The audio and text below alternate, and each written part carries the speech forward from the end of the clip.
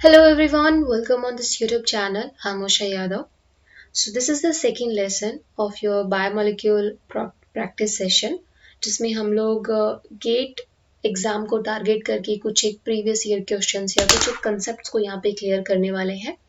I hope कि आपको जो लास्ट लेसन है उसके क्वेश्चंस आपको समझ में आए होंगे. हमारा जो मेन मोटो होता है वो ये होता है कि हम लोग भले ही क्वेश्चन आपके कम डिस्कस करें बट उन क्वेश्चन के साथ उसका जो भी कंसेप्ट है वो आपका क्लियर. ठीक है, सो डिस्कस करते हैं आज के फर्स्ट क्वेश्चन को. फर्स्ट क्वेश्चन है which of the following amino acid does not show any optical activity.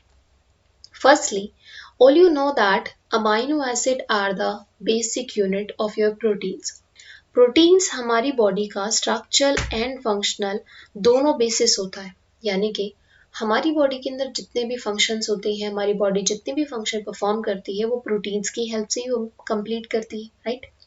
अगर हमारी बॉडी का स्ट्रक्चरल कंपोजिशन की हम बात करते हैं तो वो भी प्रोटीन ही बनाते हैं. ठीक है, सो प्रोटीन्स किससे बने होते हैं? अमाइनो एसिड से.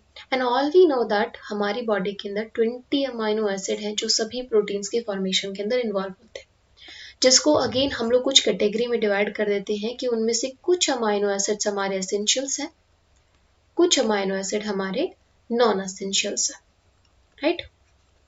अगर हम एक सिंपल अमाइनो एसिड की स्ट्रक्चर की बात करते हैं तो हम सभी को पता है कि अमाइनो एसिड की स्ट्रक्चर में एक अमीनो ग्रुप हमें देखने को मिलता है, एक उसके साथ कार्बोक्सिल ग्रुप अटैच होता है, वन इज एच ग्रुप और साइड चेन ऐड होगी.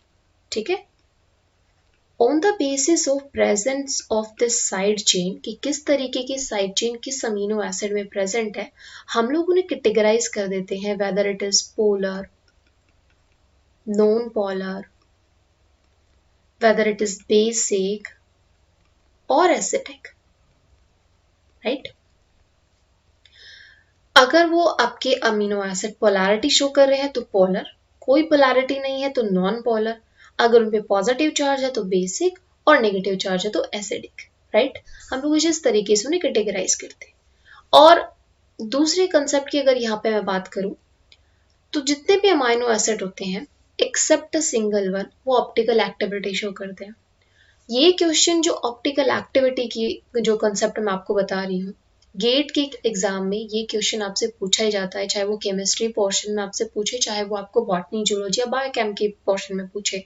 बट ऑप्टिकल एक्टिविटी से आपका most of the time question आया हुआ है. आपके प्रीवियस क्वेश्चन पेपर को अगर आप एनालाइज करोगे तो आपको वहाँ पे मिलेगा. इसलिए आपको पता होना चाहिए, थोड़ा सा आइडिया होना चाहिए कि ऑप्टिकल एक्टिविटी क्या है. तो देखिए, अगर हम ऑप्टिकल एक्टिविटी की बात करते हैं तो ऑप्टिकल एक्टिविटी एक तरीके से एक एबिलिटी होती है किसी भी सब्सटेंस की कि अगर उस सब्सटेंस के ऊपर बीम ऑफ लाइट पास करी जाती है तो कितने मतलब एंगल से वो प्लेन ऑफ पोलराइजेशन को रोटेट कर पाता है, उस एबिलिटी को हम लोग कहते हैं ये उसकी ऑप्टिकल एक्टिविटी. ठीक है, ये ऑप्टिकल एक्टिविटी डिपेंड करती है इस साइड चेन पर. जिस अमाइनो एसिड के अंदर जैसे साइड चेन होगी उसी हिसाब से उसका ऑप्टिकल एक्टिविटी वो शो करेगा, या हम कहें कि एंगल ऑफ रोटेशन वो दिखाएगा. ठीक है, देखिए अगर मैं यहाँ पे डिफाइन करना चाहूँ ऑप्टिकल एक्टिविटी को तो मैं कह सकती हूँ it is the ability of a substance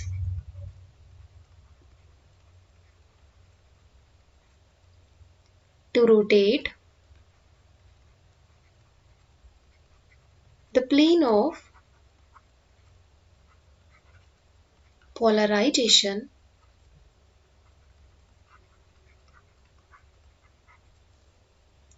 of a beam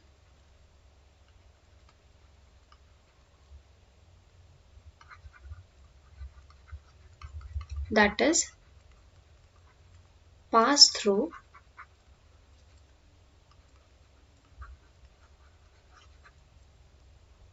ठीक है is known as optical activity, right. अगर मैं यहाँ पे डायग्राम की फॉर्म में आपको बताना चाहूँ तो सपोज कीजिए ये हमारे पास कोई सोर्स है जिसमें से हम लोग बीम ऑफ लाइट पास करने वाले हैं. जब हम ऑप्टिकल एक्टिविटी मेजर करते हैं तो बीच में हमारे पास प्रेजेंट होता है एक पोलराइजिंग फिल्टर.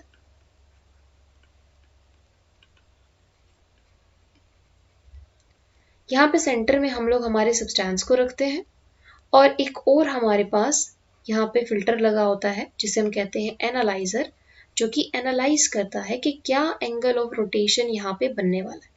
ऐसे आपकी इसके सेंटर होते हुए बीम ऑफ लाइट पास होगी, ये आपका एंगल रहेगा।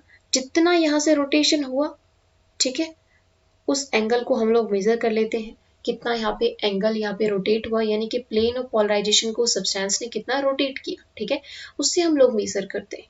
और ये मैंने अभी आपको बताया कि ये आपका डिपेंड करता है किसके ऊपर, साइड चेन के ऊपर। तो जैसे ही सिंपल, अगर जितनी सिंपल, जितनी कॉम्प्लेक्स यहाँ पे आपकी साइड चेन होगी, उतनी ज्यादा ऑप्टिकल एक्टिविटी होगी। जितना सिंपल आपके साइड चेन होगा, उतना ही कम वो ऑप्टिकल एक्टिविटी शो करेगा, ठीक है। तो सब्सटेंस की साइड ग्रुप के ऊपर, साइड चेन के ऊपर डिपेंड करता है कि उसकी ऑप्टिकल एक्टिविटी कितनी होगी। सेम आपका अमाइनो एसिड के ऊपर एप्लीकेबल होता है, ठीक है। तो जब आप यहाँ पे देखते हो प्रोलीन, इसका भी बड़ा एक कॉम्प्लेक्स सा स्ट्रक्चर होता है। एलेनाइन, जिसके स्ट्रक्चर में हम लोग यहाँ पे देखते हैं कि इसमें एक एंड के ऊपर अमीनो ग्रुप अटैच होता है, दूसरे ग्रुप के ऊपर कार्बोक्सिल ग्रुप, और साइड चेन में इसके पास मीथेन ग्रुप, यानी कि ग्रुप यहाँ पे प्रेजेंट है ना। ये भी सिंपलर वन है, but as compare to glycine, glycine की अगर आप स्ट्रक्चर देखते हो, ग्लाइसिन का स्ट्रक्चर बहुत ही सिंपल होता है। वेट अ सेकंड, यस, इसकी साइड चेन में सिर्फ आपको क्या देखने को मिलता है, यहाँ पे सिर्फ एक हाइड्रोजन ग्रुप प्रेजेंट है। तो ये सिंपलर वन है, और बाकी amino acid except the glycine, ये सभी के सभी ऑप्टिकल एक्टिविटी शो करते हैं, बट आपका ग्लाइसिन ऑप्टिकल एक्टिविटी शो नहीं करता। क्यों? क्योंकि इसका बहुत ही सिंपल सा स्ट्रक्चर होता है, और हमने कहा जितना सिंपल स्ट्रक्चर होगा, ऑप्टिकल एक्टिविटी वो उतना ही आपका लेस शो करेगा, राइट। आई होप आपको समझ में आया होगा, है ना। अगर आप यहाँ से भी देखते हैं तो देखिए एलेनाइन के अंदर आपको क्या दिख रहा है, उसकी साइड चेन के अंदर हमारे पास क्या प्रेजेंट है, CH3 प्रेजेंट है। लेकिन ग्लाइसिन के केस में हमें H, यस, यहाँ पे आप ये चीज देख लीजिए, mistakenly I have right it here NH3 but NH2, yes, NH2, NH2, clear? Okay, moving to the next question. Which of the following amino acid does not show any optical activity? ये भी हमने discuss किया। I think ये question आपका repeat हो गया है। The right answer is glycine, क्योंकि ये आपके ऑप्टिकल एक्टिविटी को शो नहीं करता। All amino acid except the glycine are optical activity. They can rotate the plane of polarized light because except glycine, all other amino acid have a chiral carbon. अब ये chiral carbon क्या चीज है, देखिए chiral carbon क्या होता है। Chiral carbon वो होते हैं जिनके साइड ग्रुप में डिफरेंट डिफरेंट ग्रुप अटैच हो। फॉर एग्जाम्पल, अगर हम मीथेन की बात करते हैं, आपको पता है मीथेन क्या है, CH4 है ना। CH4 है, यानी कि कार्बन के साथ 4 हाइड्रोजन ग्रुप अटैच है, यानी कि यहाँ पे ग्रुप जो अटैच है वो सारे सेम है, तो it is not a chiral carbon. Chiral carbon के लिए एसेंशियल रिक्वायरमेंट ये होती है कि उसके साथ जो भी ग्रुप अटैच होंगे वो डिफरेंट होने चाहिए, ठीक है। जैसे कि अगर हम एलेनाइन की बात करते हैं, ठीक है, दिस इज एलेनाइन। जो एलेनाइन अमीनो एसिड है, उसमें हम लोग देते हैं उसके पास कायरल कार्बन प्रेजेंट है। कायरल कार्बन का मतलब ये होता है कि सेंटर में जो कार्बन प्रेजेंट है ना, उसके साथ जितने भी साइड ग्रुप प्रेजेंट है वो अलग अलग होने चाहिए। अगर यहाँ पे ग्लाइसिन की अगर हम बात करते हैं, तो ग्लाइसिन के पास कायरल कार्बन नहीं है। क्यों नहीं है? क्योंकि ग्लाइसिन के पास सेम कार्बन के साथ 2 हाइड्रोजन ग्रुप अटैच हैं। सेम ग्रुप होने की वजह से इसके पास जो कार्बन है, it is not a chiral carbon, और कायरल कार्बन नहीं है, इसलिए ये एक्टिविटी शो नहीं करता, ठीक है। This is one of the reason कि ग्लाइसिन आपकी ऑप्टिकली इनएक्टिव क्यों है। क्यों? क्योंकि इसके पास एक भी कायरल कार्बन प्रेजेंट नहीं है। एक्सेप्ट ग्लाइसिन, जितने भी अमीनो एसिड्स होते हैं उन सभी के पास कायरल कार्बन प्रेजेंट होने की वजह से वो सभी ऑप्टिकल एक्टिविटी को शो करते। नेक्स्ट क्वेश्चन है, which of the following type of bond are predominant in case of ATP. ATP जिसका फुल फॉर्म होता है adenosine triphosphate. ATP which is the energy currency of our body, है ना। हमारी body सारे function perform करती है with the help of protein, but उस प्रोटीन को भी फंक्शनल बनाने के लिए हमें क्या चाहिए होती है, हमें कॉन्टिन्यूस मैनर में एटीपी चाहिए होता है। और इसीलिए सारी बॉडी के अंदर, हमारी बॉडी के अंदर प्रोसेस चलती है रेस्पिरेशन की, डाइजेशन की, है ना, ताकि बॉडी को एनर्जी प्रोवाइड की जा सके, बॉडी अपनी फंक्शन को प्रॉपर मैनर में परफॉर्म कर सके। आपसे पूछा गया है कि एटीपी के कंपोनेंट में इनमें से कौन सी चीजें हैं जो प्री डोमिनेंट है। ये आपके प्रीवियस ईयर में पूछा गया है ये क्वेश्चन, ठीक है। सो एटीपी जिसके बारे में आप सभी को मालूम है, आप सभी ने पढ़ा है, तो आपसे ये पूछा गया कि इनमें से कौन सी चीज है जो प्रीडोमिनेंटली आपको एटीपी में देखने को मिलेगी, ठीक है। अगर मैं आपको एटीपी का स्ट्रक्चर यहाँ से बताना चाहूँ, देखिए, एडिनोसाइन ट्राइफॉस्फेट, राइट। अब इसको ब्रेक डाउन कर लेते हैं। एडिनोसाइन ट्राइफॉस्फेट, सबसे पहले इसको ब्रेक डाउन कर लीजिए। ट्राई का मतलब 3, फॉस्फेट का मतलब फॉस्फेट ग्रुप, है ना, राइट। मतलब ये कि एटीपी के अंदर 3 फॉस्फेट ग्रुप प्रेजेंट है, क्लियर। एडिनोसाइन का मतलब यहाँ पे आपका क्या ग्रुप प्रेजेंट है, यहाँ पे आपका एडिनोसाइन तो है ही है ना। अब ये एडिनोसाइन के अंदर आप सभी को पता है कि जब एटीपी की बात आती है तो उसमें आपको क्या क्या देखने को मिलता है, एक एडिनोसाइन होगा और उसके साथ आपके फॉस्फेट ग्रुप अटैच होते चले जाएंगे। अगर एक फॉस्फेट है तो एएमपी, 2 फॉस्फेट है तो एडीपी और 3 फॉस्फेट है तो एटीपी, है ना। अब बॉन्डिंग देख लेते हैं। सबसे पहले एडिनोसाइन के साथ जब 1 फॉस्फेट, पहला जो फॉस्फेट ग्रुप अटैच होता है, यहाँ पे वो अल्फा पोजीशन के ऊपर होगा, है ना। ये चीज आपको याद रखनी है, क्योंकि पहला जो बॉन्ड होता है it is alpha phosphodiester bond, ठीक है। दूसरा जो आपका फॉस्फेट ग्रुप अटैच होगा उसे हम बीटा कहेंगे। सो ये आपकी दूसरा और तीसरा जो फॉस्फेट ग्रुप है उनके बीच में जो बॉन्डिंग हो रही है उसको हम लोग फोस्फो एनहाइड्रेट बॉन्ड कहते थे। देखिए, बॉन्डिंग आपको समझनी है ना। बॉन्डिंग के लिए आप ये देखो सबसे पहले कि बॉन्डिंग किसके और किसके बीच में हो रही है, ठीक है। यहाँ पे जो बॉन्डिंग हो रही है उसमें एक फॉस्फेट ग्रुप ऑक्सीजन के साथ अटैच। जब एक फॉस्फेट ग्रुप ऑक्सीजन के साथ यहाँ पे बॉन्डिंग कर रहा है तो यहाँ पे कौन सी बॉन्ड बन रही है, एस्टर बॉन्ड बन रहा है। और क्योंकि ये बॉन्ड आपका फॉस्फेट और आपकी इसके बीच में फॉस्फोरस और ऑक्सीजन के बीच में बन रहा है, इसलिए हमने इसे कह दिया phospho ester bond. Ester bonding हो रहा है, फॉस्फेट और ऑक्सीजन के बीच में हो रहा है, फॉस्फेट और ऑक्सीजन के बीच में हो रहा है, इसलिए हमने कह दिया फॉस्फो एस्टर बॉन्ड, ठीक है। यहाँ पर जो बॉन्डिंग हो रही है उस बॉन्डिंग के अंदर एक ब्रिज बन रहा है, ऑक्सीजन 2 फॉस्फेट ग्रुप। सो ये जो बॉन्डिंग है इसको हम लोग कहते हैं फोस्फो एनहाइड्रेट बॉन्ड, ठीक है। तो आपको याद रखना है कि पहला जो फॉस्फेट ग्रुप अटैच होता है अल्फा पोजीशन पर अटैच होगा, वहां पे जो बॉन्डिंग होगी फोस्फोएस्टर बॉन्ड होगी। उसके बाद जो फॉस्फेट ग्रुप अटैच होते चले जाएंगे उनमें आपको फोस्फो एनहाइड्रेट बॉन्डिंग देखने को मिलती, ठीक है। पोजीशन के बेस पे हम लोग बोल देते हैं this one the alpha phosphate group, this one is the beta, this one is the gamma, clear, समझ में आया। और एडिनोसाइन की अगर स्ट्रक्चर की बात करते हैं तो उसके अंदर एक राइबोस ग्रुप अटैच होता है, साथ ही साथ यहाँ पे एडिनिन ग्रुप प्रेजेंट होता है, ठीक है। यस, तो इस क्वेश्चन का आपका आंसर क्या हो जाता है, एस्टर, ईथर, फोस्फोएनहाइड्रेट। नहीं जी, हमने क्या एस्टर बॉन्डिंग देखी थी, एस्टर बॉन्डिंग तो हमने देखी बट वो फोस्फोडाइएस्टर बॉन्डिंग थी, ठीक है, फोस्फोएस्टर बॉन्डिंग थी, सॉरी। ईथर जैसी कोई बॉन्डिंग यहाँ पे हमने नहीं देखी। फोस्फोएनहाइड्रेट वहां पे प्रेजेंट था बट ईथर नहीं था और ये नहीं था, सो ये आंसर हमारा कट हो जाता है। सेकंड है phosphoanhydride, yes, phosphomonoester, an glycosidic bond. क्या हमने एन ग्लाइकोसिडिक बॉन्ड यहाँ पे देखा था, यहाँ पे देखिए एन ग्लाइकोसिडिक बॉन्ड कहाँ पे होती है, जब आपका राइबोस और एडेनोसाइन यहाँ पे इन दोनों की जब ग्रुपिंग होती है ना तो यहाँ पे आपका एन ग्लाइकोसिडिक बॉन्ड बनता है, ठीक है। तो यहाँ से हमारा जो करेक्ट ऑप्शन है वो हो जाता है आपका option number second. Hydrogen bonding जैसी हमने कोई चीज नहीं देखी, ठीक है। ईथर जैसी अगेन यहाँ पे कोई बॉन्डिंग नहीं है, थायोस्टर जैसी यहाँ पे कोई बॉन्डिंग नहीं है और डाइसल्फाइड बॉन्ड भी हमने नहीं देखा। सो यहाँ पे हमारा जो करेक्ट ऑप्शन हो जाता है it is option number second. I hope कि इससे आपको एटीपी का स्ट्रक्चर एटलीस्ट क्लियर हो गया होगा।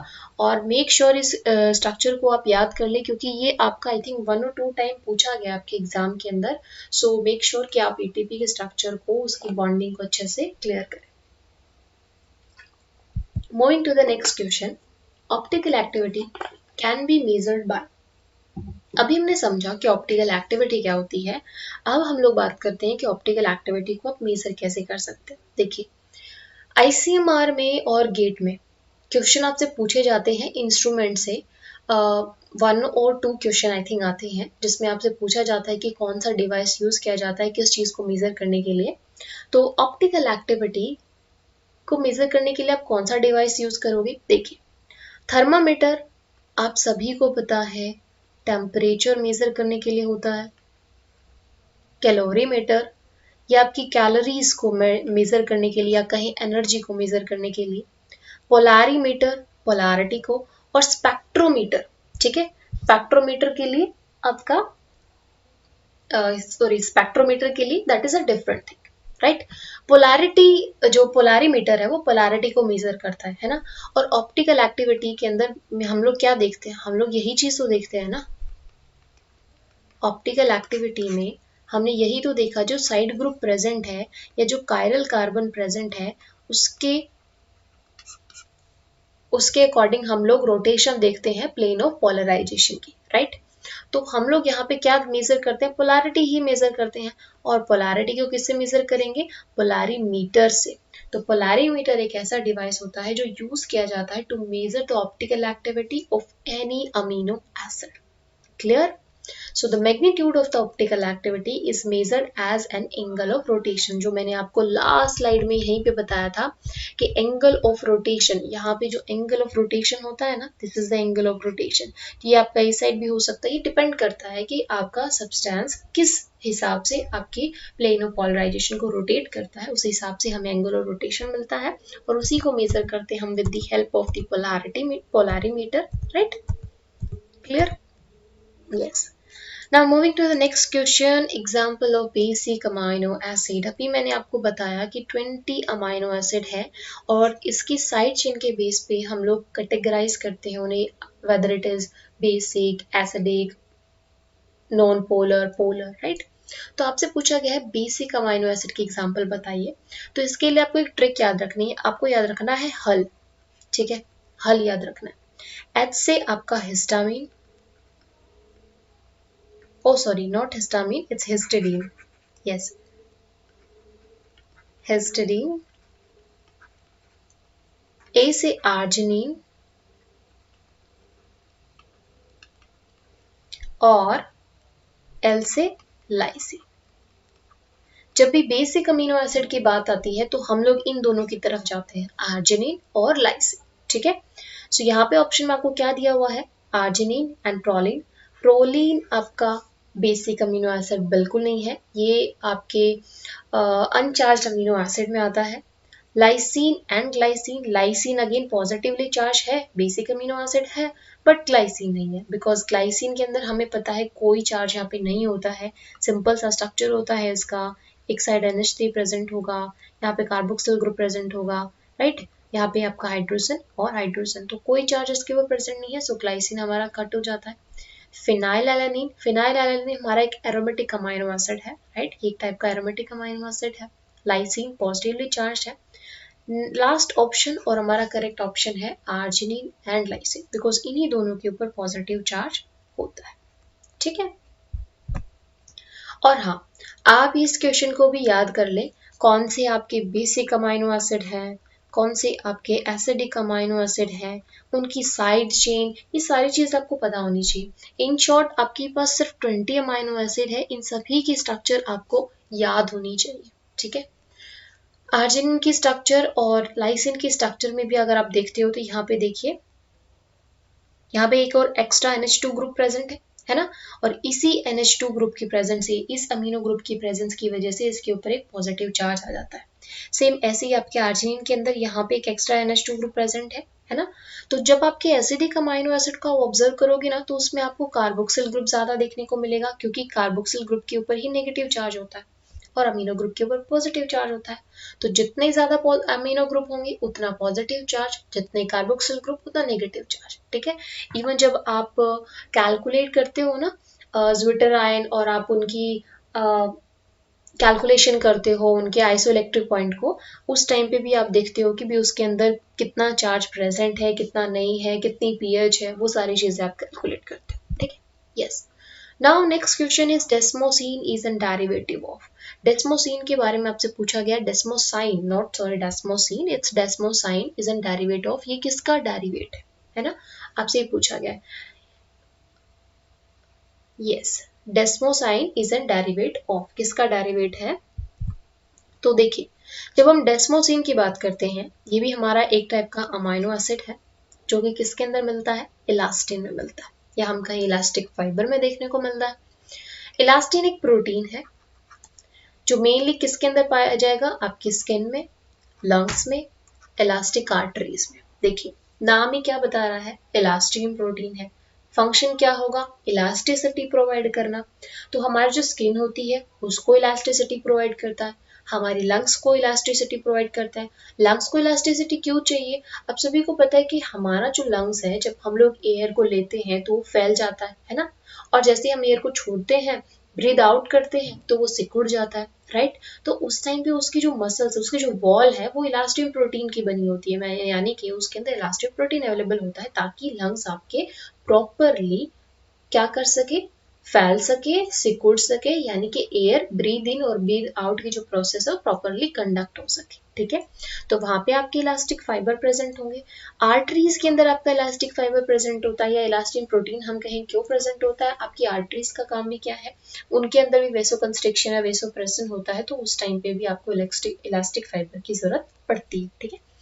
It is an derivate of lysine amino acid, और ये कहाँ से डेराइव हुआ है, lysine amino acid. Lysine again एक आपका बेसिक अमीनो एसिड है। देखिए, कोई भी आप क्वेश्चन याद मतलब आप जब सॉल्व करते हो, तो सबसे पहली चीज आपको क्वेश्चन सॉल्व करते टाइम पे एलिमिनेशन मेथड लगाना है, ठीक है। ये कुछ ट्रिक्स हैं। दूसरी चीज, अगर आप प्रैक्टिस कर रहे हो तो आपको सिर्फ करेक्ट आंसर नहीं, आपको रॉन्ग आंसर के बारे में पता होना चाहिए कि आखिर आपका वो आंसर रॉन्ग क्यों हुआ, ठीक है, तभी आप एलिमिनेशन मेथड अप्लाई कर पाओगे। क्लियर। तीसरी चीज ये कि जब आप प्रैक्टिस कर रहे हो तो आपको जितनी भी उसके आसपास की चीजें याद आती है ना, उसको लिंक करो और उसी टाइम पे उसको रिवाइज करो, जिससे क्या होगा, लास्ट मोमेंट पे आपको रिवीजन के टाइम पे इतना ज्यादा एफर्ट नहीं डालना पड़ेगा, ऑटोमेटिकली आपकी ब्रेन के अंदर वो चीजें रिकॉल होगी, इतनी ज्यादा वो हो चुकी होंगी कि आपको एग्जाम में बस आपके सामने क्वेश्चन आती है, आप उसको तुरंत टिक कर लोगे, ठीक है। तो यस, हमने इस क्वेश्चन में क्या देखा, डेस्मोसिन हमारा लाइसिन अमीनो एसिड से डिराइव हुआ है, और डेस्मोसिन जो है वो मेनली इलास्टिन प्रोटीन के अंदर प्रेजेंट होता है। इलास्टिन प्रोटीन जो कि आपके पर्टिकुलर टिश्यू, पर्टिकुलर सेल को इलास्टिसिटी प्रोवाइड करता है, ठीक है। और इसमें भी आप देख सकते हो कि आर्टरीज के अंदर कैसे हमारा इलास्टिन प्रोटीन प्रेजेंट है, और उसके अंदर आपका डेस्मोसिन एंड आइसोडेस्मिन जो रेसिड्यू है, अमीनो एसिड जो है वो प्रेजेंट होते हैं। क्लियर। आई होप गाइस आज का जो लेक्चर आपको समझ में आया होगा। कोई भी क्वेश्चन अगर आपको लगता है डाउटफुल है, या आपको कोई भी डाउट रहता है, तो आप मुझे कमेंट सेक्शन में बताइए, and please hit the like button, share my video and subscribe my channel.